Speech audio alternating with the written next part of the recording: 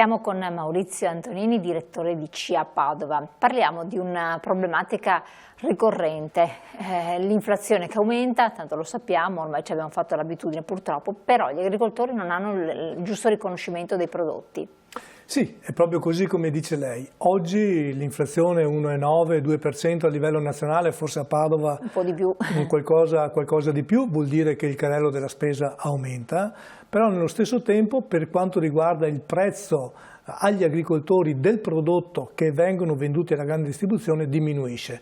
20, 30, 40% per i prodotti ortofrutticoli, quindi una situazione paradossale, quindi da una parte c'è un aumento del valore finale del prezzo di vendita del prodotto, dall'altra parte agli agricoltori sempre meno. E ricordiamo che per gli agricoltori, fatto 100 il prezzo finale, dal 10 al 15% è il valore che gli viene riconosciuto. Quindi una situazione di grande difficoltà di un settore soprattutto ortofrutticolo che oggi vive una situazione di difficoltà generale. E non si può fare niente, non si riesce ancora a risolvere, a dirimere questa questione neanche normativamente? Beh, guardi, su questo noi ci siamo molto impegnati come CIA Agricoltori Italiani, ma anche le altre organizzazioni, perché la legge sulle pratiche sleali deve essere compiuta e per essere compiuta deve essere garantito almeno il costo del prezzo del prodotto finale, cioè se un chilo di pomodoro costa 20 centesimi per la produzione, all'agricoltore almeno gli deve essere riconosciuto quei 20 centesimi. Questo per esempio. Oggi questo non succede e quindi noi dobbiamo far sì che intervenga il Ministero, ci sia una legge che tuteli gli agricoltori, ma soprattutto che tuteli gli agricoltori per quanto riguarda il costo di produzione di quel prodotto. Assolutamente. Invece una soluzione potrebbe essere quella dei mercati agricoli, mercati contadini territoriali. Sì, certo.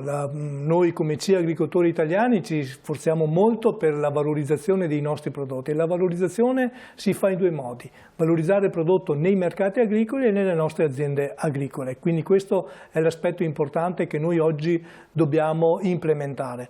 Certo, tutto quanto questo è il 10% della produzione lorda vendibile, quindi una percentuale molto limitata rispetto al complessivo, però su questo noi dobbiamo anche forzarci il fatto di valorizzare i nostri prodotti nella grande distribuzione, cioè i consumatori devono andare alla ricerca dei prodotti del territorio, i prodotti agricoli del nostro territorio. Ultimissima questione, pochi secondi, quella della canapa che è stata col decreto sicurezza vietata, avranno qualche speranza i produttori di canapa? Beh, ad oggi no, viviamo su una situazione paradossale.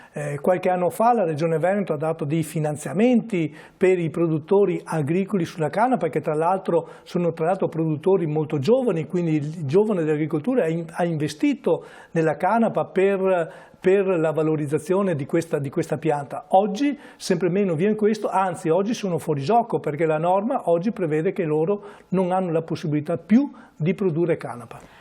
E quindi attendiamo, speriamo che qualcosa possa cambiare. Deve cambiare solo nel caso in cui c'è una conferenza tra Stato e Regioni, ma soprattutto noi abbiamo chiesto un tavolo di coordinamento immediato per modificare la norma. Grazie direttore, grazie Maurizio Antonini, grazie a voi di averci seguito e a CIA Padova della partecipazione. A presto.